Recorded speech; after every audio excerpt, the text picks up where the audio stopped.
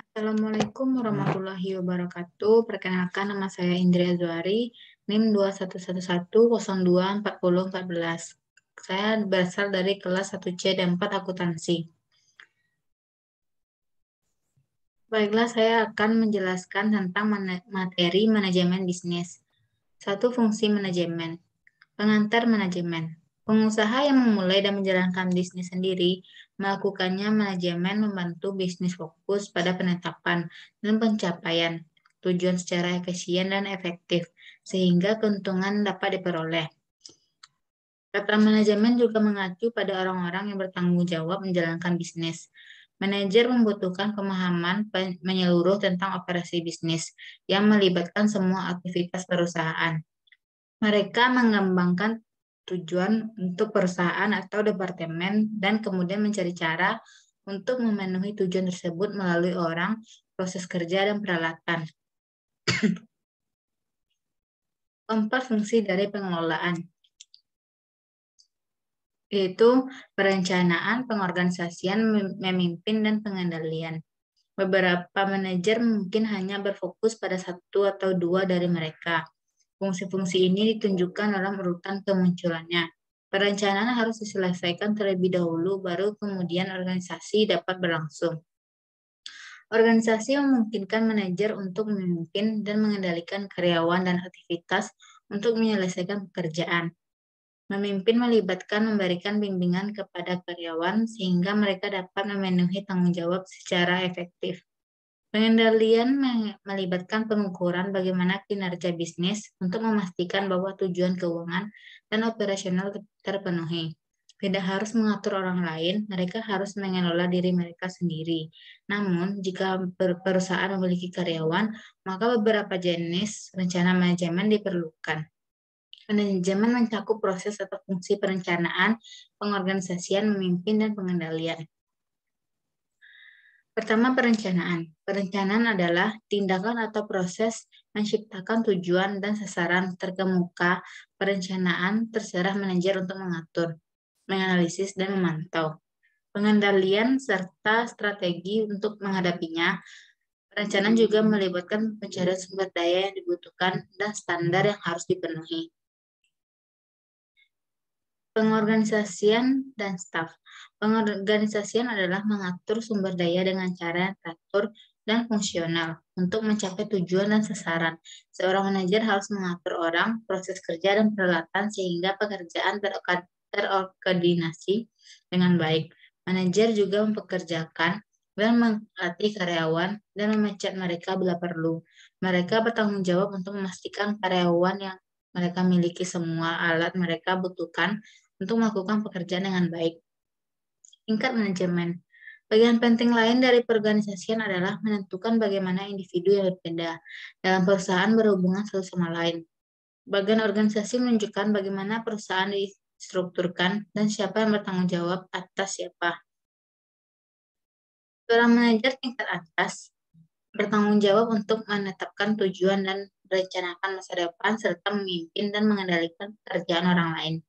Hanya ada satu manajer tingkat atas di perusahaan. Selanjutnya, seorang manajer menengah.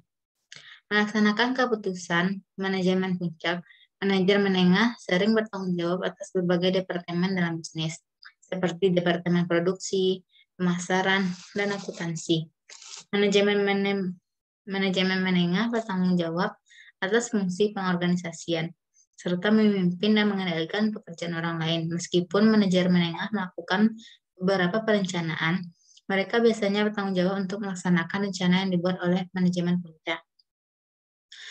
Manajer operasional bertanggung jawab atas operasi harian bisnis. Supervisor, manajer kantor, dan pemimpin kru adalah tipe manajer operasional. Manajer operasional juga melakukan beberapa perencanaan dan perorganisasian. Namun tugas utama mereka termasuk melihat kerja dan memenuhi tenggat waktu, memimpin dan mengendalikan. Terkemuka. Manajemen yang baik juga membutuhkan kepemimpinan yang baik. Ada lebih banyak hal untuk memimpin daripada sekedar memberi perintah. Terkemuka berarti memberikan arah dan visi. Anda perlu menetapkan standar seperti tenggat waktu dan kuota penjualan, sehingga manajer dan pekerja Anda mengetahui tujuan mereka. Pemimpin juga harus mendelegasikan pekerjaan. Selanjutnya mengontrol. Mengontrol operasi berarti menjaga perusahaan tetap pada jalurnya dan memastikan tujuan tercapai. Manajer melacak anggaran, jadwal, dan kualitas produk atau layanan yang mereka sediakan. Mereka juga memantau karyawan mereka dan meninjau kinerja mereka sesuai standar. Mengambil tindakan korektif ketika tujuan tidak terpenuhi adalah tujuan tugas manajemen lainnya. Pengendalian juga melibatkan pemantauan kepuasan pelanggan. Kedua, struktur manajemen, yaitu struktur formal. Struktur formal biasanya terdepartementalisasi, membagi tanggung jawab di antara unit atau departemen tertentu. Departemen dapat diatur dengan berbagai cara, seperti berdasarkan lokasi geografis, fungsi, kelompok pelanggan, dan produk. Selanjutnya, struktur informal. Usaha kecil dapat dijalankan secara informal. Jika sebuah bisnis membutuhkan jaringan pemasaran atau distribusi yang besar, tidak perlu banyak manajer. Karyawan bisa lebih fleksibel dan berbagi tugas. Misalnya mitra dapat mengerjakan proyek sendiri atau bersama-sama. Struktur informal seringkali bekerja baik untuk mereka. Keterampilan yang dibutuhkan manajer. Seorang manajer seringkali harus bekerja di bawah tekanan dan memecahkan banyak masalah kecil. Pemecahan masalah yang baik dan keterampilan manajemen waktu adalah suatu keharusan. Setiap manajer harus berkomunikasi dengan baik. Sebagian besar hari, manajer dihabiskan untuk berinteraksi dengan orang lain. Ini melibatkan mendengarkan bagian penting dari komunikasi. Manajer membutuhkan keterampilan hubungan manusia atau keterampilan dalam berurusan dengan orang-orang. Semua manajer harus memiliki pengetahuan tentang aspek teknisi bisnis mereka. Keuntungan menjadi manajer. Manajer biasanya mendapat lebih banyak uang daripada karyawan dalam pekerjaan non-manajemen. Orang menjadi manajer karena mereka memiliki kemampuan untuk memimpin.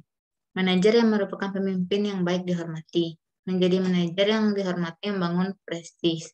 Manajer memiliki lebih banyak pengaruh dan wewenang daripada karyawan lain karena mereka merencanakan, mengatur, mengarahkan, mengendalikan sumber daya perusahaan. Mereka juga memiliki kendali yang lebih besar atas waktu mereka. Kekurangan menjadi manajer. Ada beberapa kelemahan menjadi seorang manajer. Manajer sering disalahkan ketika terjadi kesalahan. Bahkan jika mereka tidak menyebabkan masalah, kesalahan mereka bisa sangat merugikan perusahaan, sehingga mereka berada di bawah banyak tekanan untuk membuat keputusan yang tepat. Sekian resume dari materi manajemen bisnis saya. Assalamualaikum warahmatullahi wabarakatuh.